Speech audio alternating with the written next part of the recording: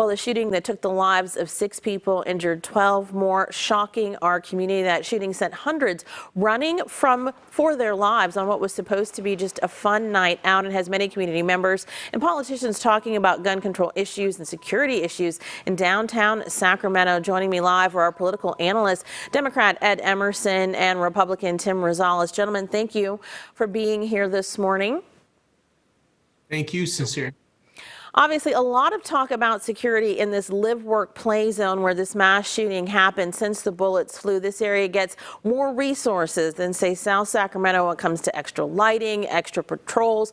So the call for resources there is ringing hollow for some this morning. But Tim, violence in this area recently touched you. Someone you were meeting with, that was coming to meet with you, rather, was assaulted?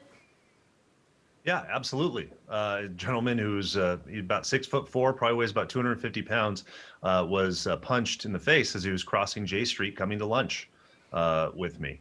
Right now I'm sitting probably about a block from where the shooting took place in my office. I have lived, worked, and in Midtown and downtown for 20 years.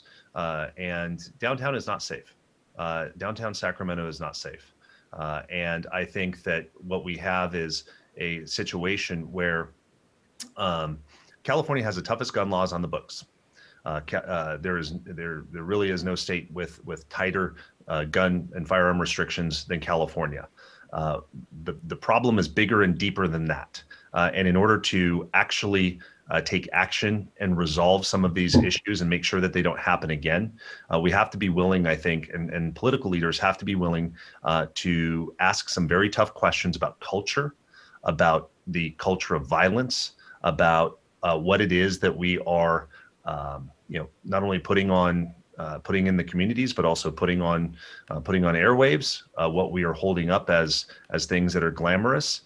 We need to start having those tough conversations, and until I think elected officials are willing to do that, and also admit, I was disturbed by Mayor Darrell Steinberg, his comments, and certainly he's trying to calm a city, but the fact, saying that people should feel safe in downtown Sacramento. The reality is he is absolutely 100% wrong. Downtown Sacramento, even prior to this event, is not safe. Alrighty, Ed. Tim lives in the area, works in the area. That is his assessment. What is your assessment?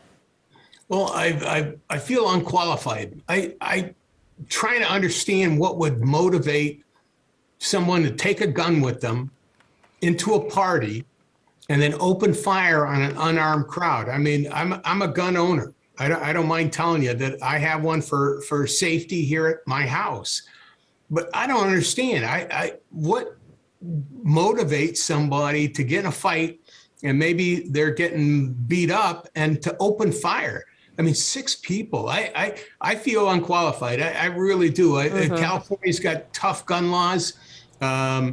I don't know. I don't know what the next step is. I know that universal background checks might make some difference, but this was somebody, there's a stolen gun on the scene. I'd like to know where that came from. And I think the police are going to give us more information as the investigation goes along. Well, you've touched on some of the points that I was just going to bring up. We do already have the toughest gun control laws in the country. No high-capacity magazines, no ammo shipped to your house, background checks for purchasing guns and ammunition. Police say one of the guns, as you mentioned, involved Sunday was stolen. But by the sound of gunfire, something had to be used that had a high-capacity magazine. That's from everybody who've been ear witnesses and have made reports to us and are talking to the police. Everybody's pointing to that sound. When it comes to what else can be done, Ed seems to be kind of at a loss there. Tim, do you have, you're talking about being willing to look at some other issues. Do we need to do a deeper dive into mental health? Is that it? Or how do we get at the culture of violence and the glorification that you pointed to? Well, I think, D, all of the above, and absolutely mental health and is one of those. I also think it's bigger. We have to look at some bigger, more global and even national issues. I was reading a report this morning from the Rio Grande Border Patrol port of entry.